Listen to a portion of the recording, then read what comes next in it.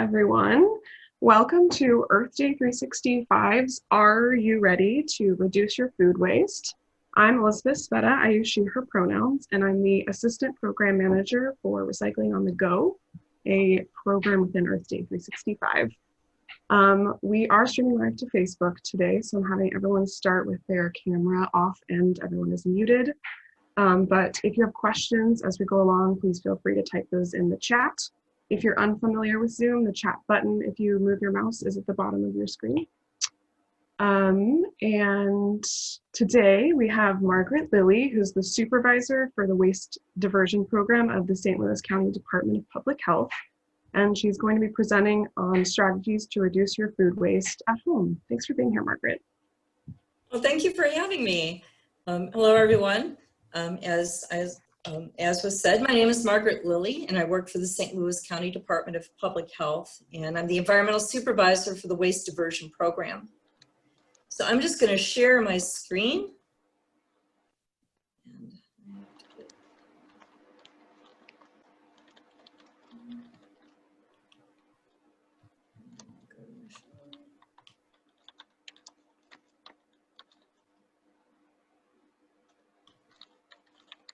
Okay, so basically, my coworkers and I are really appreciative of the topic of food waste, and it's a topic that really hits close to home for us. So I work for the Department of Public Health, and food waste is a topic that touches many of the people in the health department. So we work with the food sanitarians. We work with people in communicable diseases and epidemiology. They investigate and track foodborne illnesses. And then we have the waste management portion of food waste. So we are regulators. We regulate landfilling and composting operations in the county. And we also help with waste diversion. So food waste is a huge part of waste diversion efforts. And we help address those issues by conducting school programs, having municipal grants, and conducting community outreach. So I want to start with a story about back in 1999. I was at a conference for environmental educators, and I attended a really good session about composting and about school composting in particular. And one of the fellow attendees and I fell into conversation. She wasn't very captivated by the presentation. So she was from South Korea, and her job was basically overseeing programs within the schools. And she said that she just wasn't that interested because in South Korea, they had no food waste in their cafeterias because their children ate all the food. So in the 1990s, North Korea was experiencing a terrible famine. Hundreds of thousands, maybe even millions of people died from malnutrition and starvation. And South Korea was the largest donor of food aid to the North Korean country, to the North Korean people. So in the course of our conversation, I was thinking about all the cafeteria waste that I had seen. And I realized that at some point, I just began accepting all of that plate waste as being normal. And it changed how I thought. I also started thinking more about the food that I was wasting at home. So I guess the bigger question is, how do we value food? And it's a very complicated issue. So one of the things that I think we need to do today is to break it down into a topic we can all manage, and that is the food waste from our own homes. So I've always been an avid composter. It's a great way to use the unedible part of food. So things like banana peels and corn cobs and coffee grounds, nobody eats those. And so composting is a very convenient way to make that into a usable product. And then I use that in my garden. But the more and more that I thought about it, as educators, we do a lot of educating down here.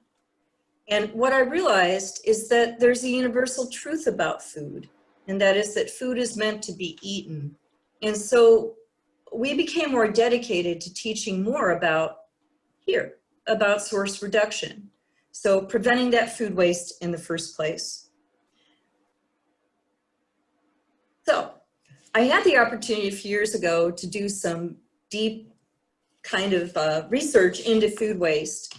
And one of the things that we did is we did surveys, we did a focus group, and we did interviews to find out what people's attitudes and beliefs were about the food that they ate and the food that they wasted.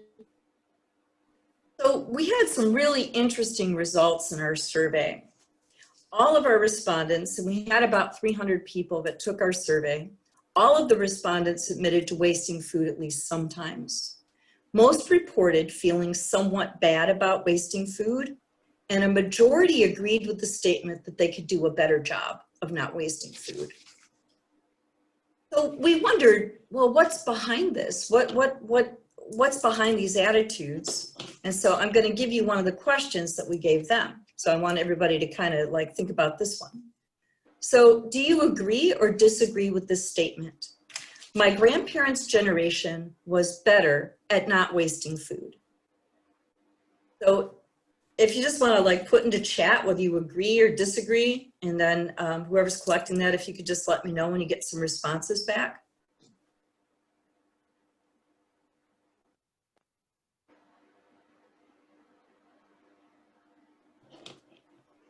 So far, everyone is agreeing. Okay, well, Except for that's what we found too.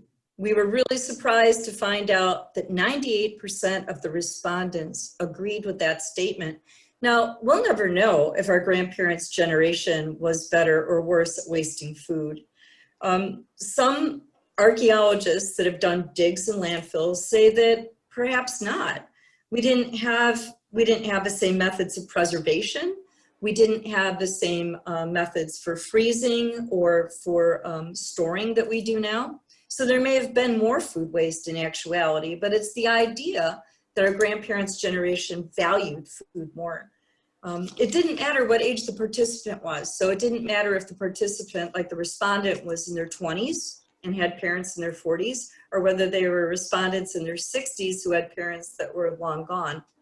It didn't seem to matter. It just seemed to be this universal kind of thought that our family values, so what we're taught in our families is to value food. So it's kind of surprising because we're really not good at it. 20% of landfill waste now in municipal solid waste landfills is uneaten food. So we have to do better. So what I'm going to suggest to you is 3 strategies to reduce food waste in your home. And these are really pretty simple.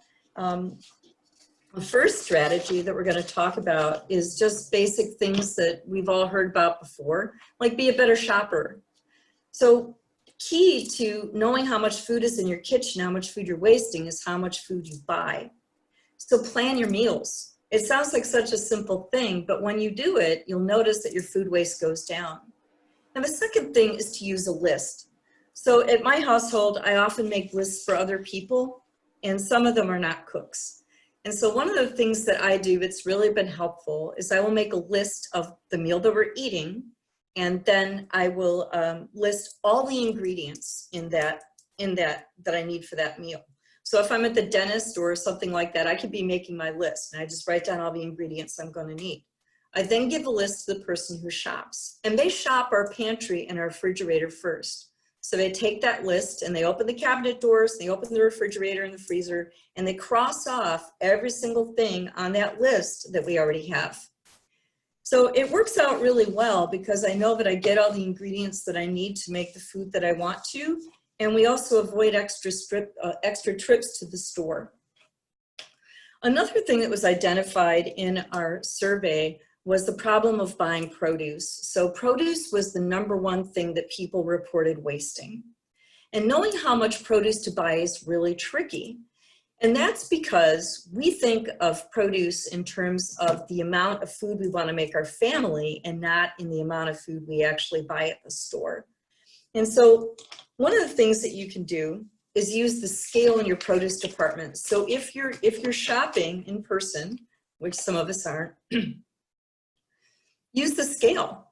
And if you know how many pounds of produce you're buying, excuse me a minute, you should be able to tell how many cups you're going to be making. I'm going to mute myself just for a minute.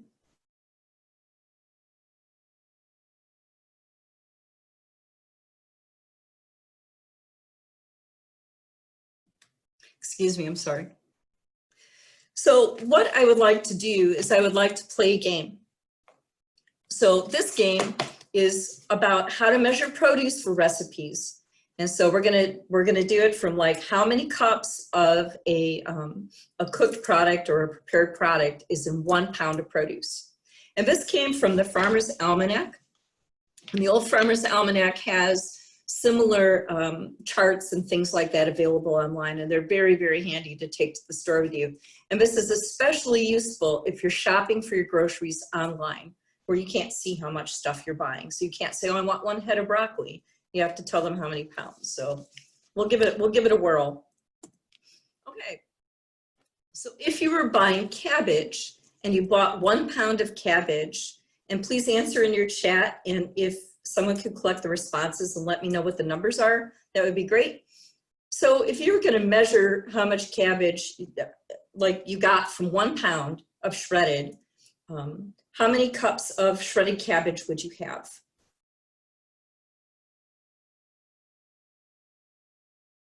Ooh, people are quick with their answers.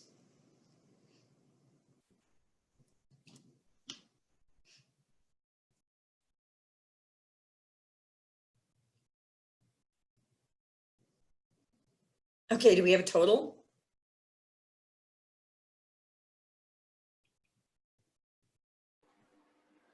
Let's see here. So I have 4.5, 2.5, 6, 4.5, and 6 cups. We're all Okay. thrown in there. Can you tell which one won? I'll just tell you. So it's 4.5 cups. So 4.5 cups. So let's try another one. How about potatoes? Stable, the big winner on that one. Which was? Sarah Stable, 4.5. But she put a question mark, so she was kind of not too confident with that answer. So that's the merit. How about mashed potatoes? So if you're going to make mashed potatoes, how many pounds of potatoes do you need? Or, I mean, how many cups of potatoes do you get if you buy 1 pound of potatoes? Not enough. There's never enough mashed potatoes. Let's see here. Somebody thinking 1 pound of potatoes. 1 pound of potatoes makes how many cups of mashed potatoes? Makes 3 cups for this person, 2 cups. I'm also seeing. They're looking more confident now. There's no question marks coming in the chat. So like, it's 3 cups. If we were doing this live, you would be winning prizes. Okay, are you ready? Yeah. The answer is 2 cups. So if you're a single person and you want to make mashed potatoes, it's really handy to know. All right, next, spinach. This is tricky. So people who cook get this right all the time. People who don't cook get it wrong. So 1 pound of spinach will make how many cups of cooked spinach? Yep. 3/4 cup came in pretty fast. And that's the answer, 3/4 of a cup. It's amazing. So my husband will eat a spinach salad. He'll be chewing forever, and I'll take the bag, dump it into a bowl, and it's just, yeah, it's crazy. It cooks down to almost nothing. All right, onions. So chopped onions. So if you need like an onion for a recipe, if you bought 1 pound, how many cups of chopped onions would you get?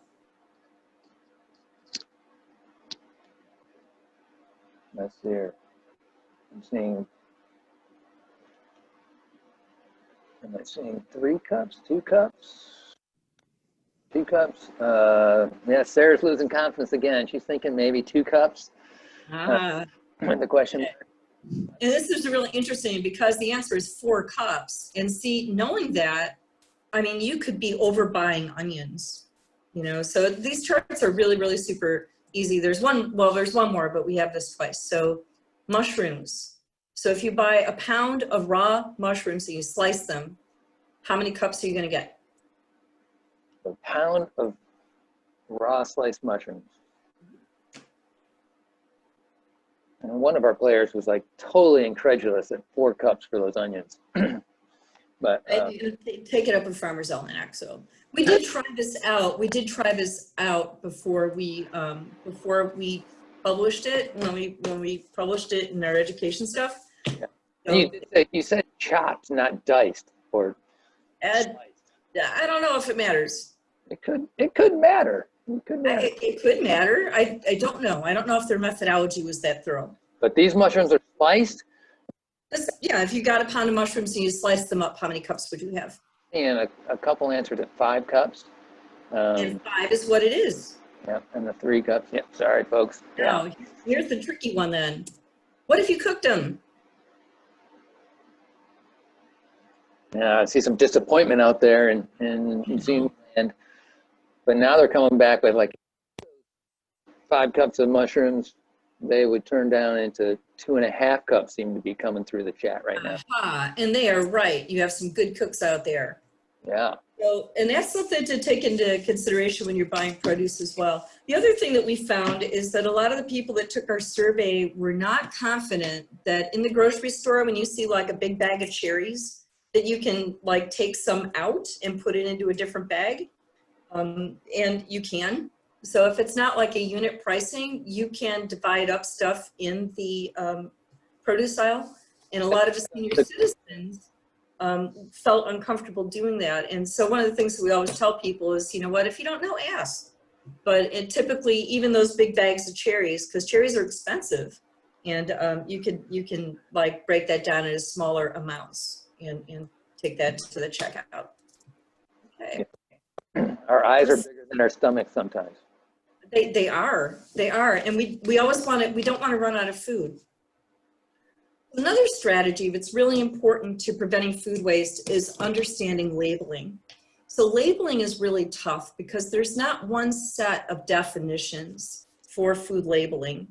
A lot of it is just up to the manufacturer's discretion, and they can use any criteria they want to label their food with an expiration date or you know, a best by date. So the ones to pay attention to are the labels such as expires on, or used before, or use the product within so many days after opening.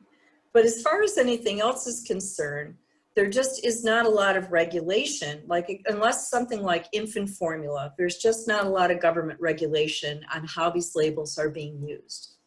So the best if used by label is really interesting. It's the one that's being promoted by the USDA. It applies only to unopened packaging, and it's thought that it's going to help reduce the amount of waste that people have. So a lot of people will throw away food if they think that it's past the date, but that date could be totally arbitrary. So you could take a look at something like, oh, I don't know, like milk. So unopened and past the date, check for spoilage. And if in doubt, contact the manufacturer. But milk is a really good example because milk is actually good for many days after the use by date. So if you have a gallon of milk that needs to be used by, like, let's say today, yeah, I don't get to it. So we'll say Sunday, I don't get to, okay, how about sometime this week? And then you could just kind of see, you just get to just smell it as soon as possible. And September 1st-ish is still probably okay. So a lot of that depends on how the product is stored and how much bacteria you have in your kitchen, believe it or not. And if you have a teenager who's drinking directly from the carton when you're not looking. So all those things kind of have a factor. That's great. So best if used by is a really good guideline, I think. And people need to feel secure in the freshness of their food. And the one thing is that you have to store foods at the correct temperature. So make sure that your refrigerator is where it's supposed to be. Make sure that you have air circulating around all the items in your refrigerator. You don't want to have it packed tight. And then you also want to make sure that your freezer has a lot of stuff in it. It works best if you have a lot of things in your freezer, which isn't usually a problem in my house because I use my freezer. I freeze all kinds of things when I feel like I'm not going to get to them while they're still fresh. One thing I freeze is eggs. Like if I'm making something with eggs, it's like I might use the yolks for a recipe. I can freeze the whites. And I usually use things like, you know, ice cube trays, and that works really well. So the internet is full of all kinds of wonderful hacks and tricks and things like that to freeze stuff. And so when I'm in doubt, I go there. I started freezing basil from my garden in olive oil in ice cube trays, which is kind of cool because now I have kind of like this pre-pesto kind of thing. But some of the kitchen hacks, of course, are really terrible. Like this one, you may have seen this meme before. This is a couple years old. Yep. So some of them are just really dumb. Are those in those bags from the carnival? Pardon? Are those goldfish from the carnival in those bags, or what's going on there? No, that's like when you're tired of boiling water for pasta. So this meme said you should just like boil extra and freeze it for a later date. That's hilarious. Okay. So another thing that is really super handy is the app from foodsafety.gov. So this is a part of the USDA. And you could go there to check out all kinds of things, like if there's recalls and outbreaks of foodborne illness, or if there's something contaminated. They have food safety charts for,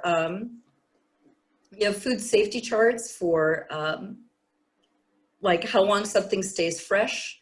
There's information on food poisoning. And they also have this really great app called Food Keeper. And Food Keeper is one of those things where you could just type in anything and it'll tell you exactly how to store it, how long it'll last for, and it's really a handy tool.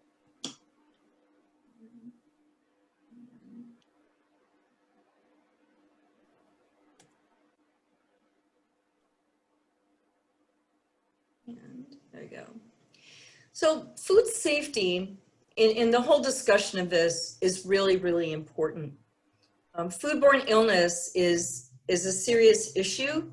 And you have to remember that we hear about the things on the news that happen at restaurants or related to contaminated food that we purchase at the store. But the majority of illnesses occur with food produced in the home. So just be careful, use food safety apps and understand labeling. And it's a good way to stay safe and waste less food. So again, that website is really awesome, and you could download the Food Keeper app. And the thing is about reducing food waste from our homes is that it's something we can all do. And it's also, it makes a really great environmental impact. It cuts down on greenhouse gases generated by methane in landfills, and it also saves us money. So by being better shoppers, understanding labels, and protecting the freshness of our food, we can waste a lot less and ensure that food gets used for its higher purpose. And that is that, you know, food is meant to be eaten. So I want to encourage everybody to eat their leftovers and make their grandmas proud. That's great. Anybody have any questions for Margaret? This was lots of great little hacks there. I really appreciated figuring out pounds to cups for recipes. I know for myself, it's really try and plan meals way ahead of time. And wondering how people, you know, you walk down the road, you just get a craving. And it's like, oh, that's what I want tonight, right? So have you heard some of that stuff, Margaret? Just like how that behavior change really has to get incorporated into our daily life? Yeah, you know, I mean, it's, you know, I'm just as bad as everybody else. Not any great authority. I think making a list, I know that my coworkers and I were talking about in the office, just those old adages, like don't go to the store hungry. You know, realize that grocery stores are set up to sell you food you don't need.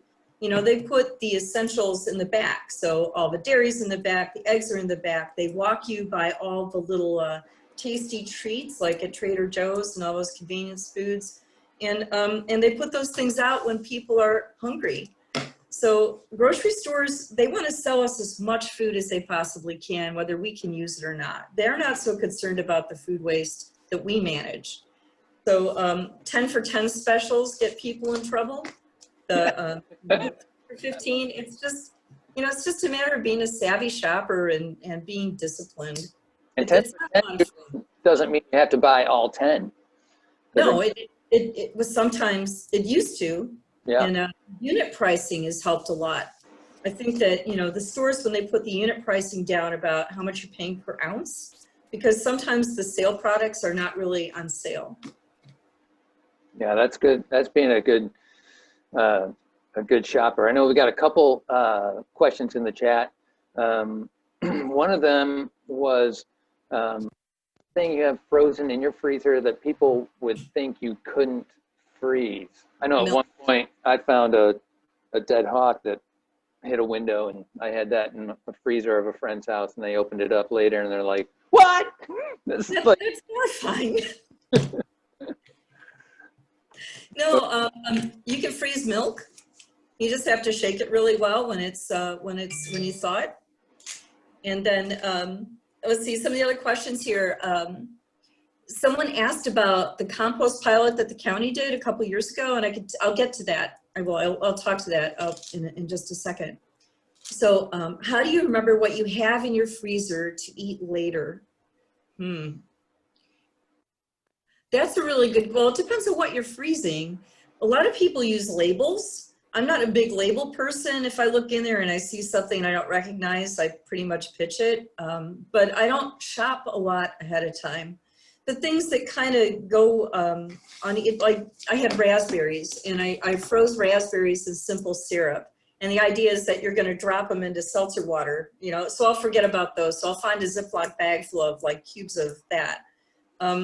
But it's just a matter of just making a point. I think when I do my shopping list and I have to go and scratch off every item that I already have, that helps me remind what's in there. I have a drawer freezer, and sometimes that's hard because I have to dig down below everything to see what's at the bottom. But yeah, that's a challenge. Yeah, I was also thinking a dry erase board could be helpful to have that by the freezer so you kind of know what's going in. Yeah, I know people do that for leftovers too. Oh, someone said that they freeze parm rinds to throw into pasta and sauces and soup. That's excellent. Cheese is very freezable. Like the hard cheeses are very freezable. Yep.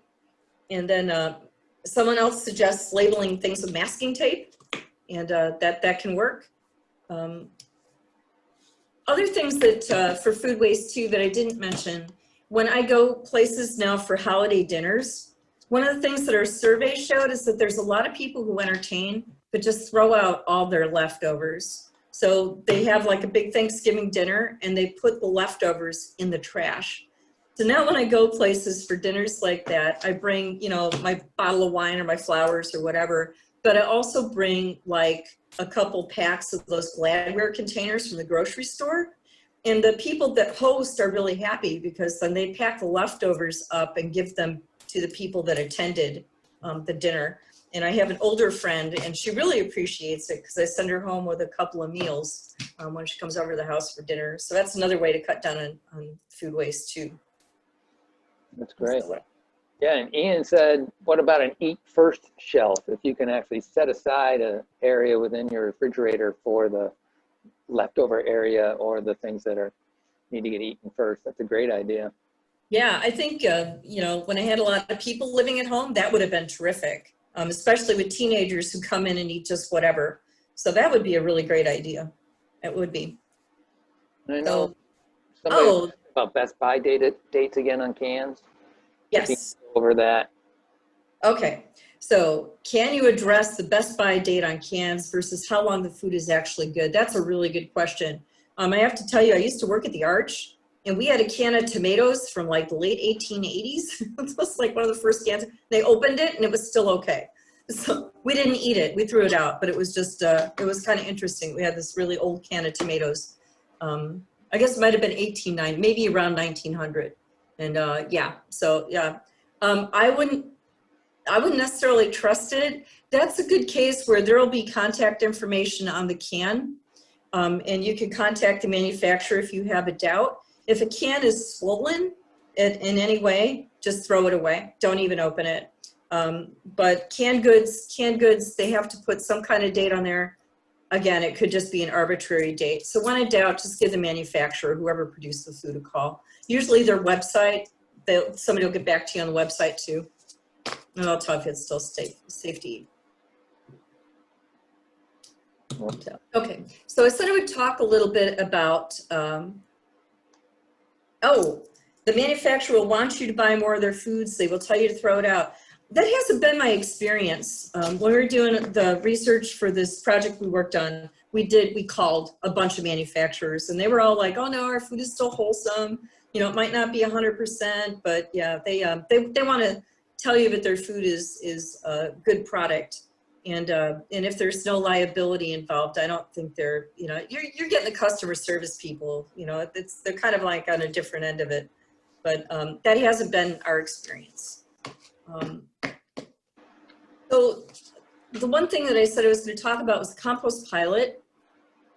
Would it be okay if Ian unmuted himself? Can he do that?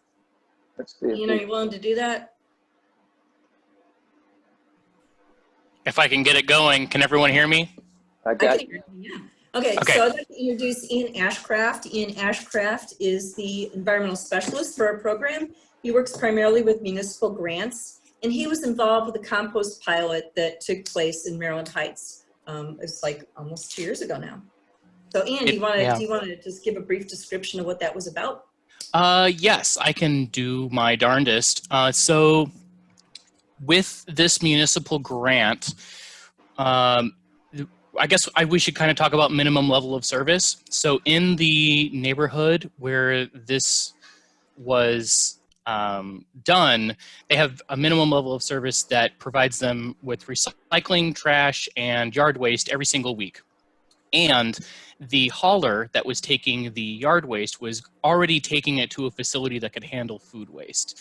So this municipal grant just kind of added one little layer on top of that. So what we ended up doing is helping to fund a particular neighborhood in Maryland Heights to do this. So they got a new bin that said, hey, we compost our food waste. And from there, they could put their food waste into a separate bin, which was then collected and taken to the proper facility that could do food waste. Let me see if I can go up to answer the actual question. Can we talk about the, let me see, did Maggie have any particular questions about it? I think overall, I mean, the take home is that it was successful. Yes. You know, the people that participated were already good recyclers. The neighborhood was kind of canvassed for that. We looked for that to begin with. They were very amenable to education. And the education effort for that program was intense to keep down the contamination. Because unlike recycling, which can tolerate some contamination, composting cannot tolerate any. And so, you know, for communities that want to move forward and do a composting program, you know, have them reach out to our program, have them reach out to other programs, and we can certainly help them guide them through some of the potential hurdles that they may face. But, you know, eventually it would be great if everybody could be composting that, that inedible part of food. So, yeah. Yeah, the only last thing that I would say about it is that this program was offered to people and they needed to opt in. So you had to already kind of have a little bit of knowledge about what food waste was, what you could put in there. So we did do another education component, but you had to have interest in the program. It wasn't rolled out to every single person. And in the end, we feel like that cut down on a lot of contamination that might have been happening because it was the people who were really excited about it and wanted to participate that did participate. Right, and there were also people out checking carts, making sure that that contamination was low or non-existent. So it's kind of labor intensive. You know, I think like in my dream world, neighborhoods would take up, you know, reducing the amount of waste that they have of food waste and like eliminating plate waste if possible. And then maybe talking about composting, you know, and people that are, you know, there's so many things that you can do, eating lower on the food chain, adopting a vegan diet. There's a lot of things. It's like, you know, when we follow a vegan diet at my house, absolutely everything from my kitchen can go in my compost pile in my backyard. So my food waste at that point becomes pretty much zero. So there's a lot of different strategies that communities can take. And composting, I think, is going to be one part of a solution. But, you know, there's also this really cool program in Food Too Good to Waste from EPA. And it has lots of toolkits for communities that want to, and households that want to, like, record the amount of food that they're wasting and track that and see if they can't reduce it at home as well.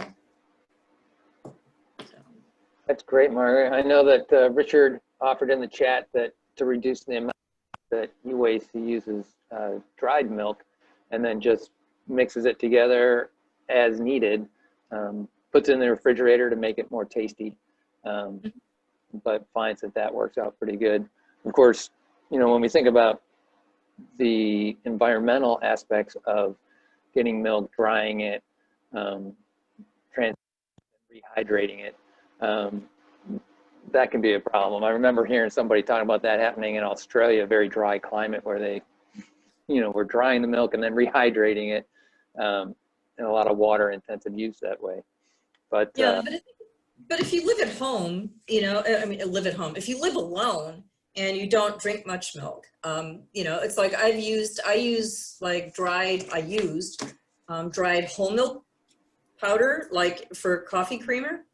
yeah, So it's just, you know, I think it just depends, because I think someone who's using dried milk, I mean, I think it's just a matter of balancing. although when I go traveling, you know, it's like an easy traveling, backpack hiking, you know. Right, and I think people find their own solutions, you know, people find their own ways. And so, yeah, so if that works, that's great. Yep.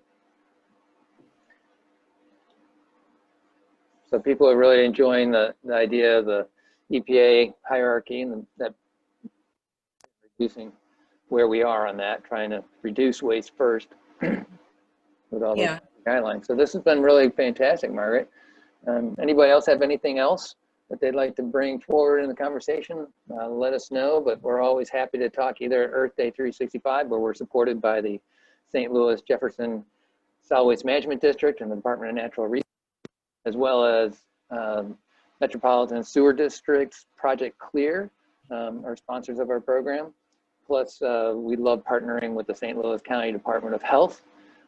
Always enjoy the great education you all are putting out and helping people.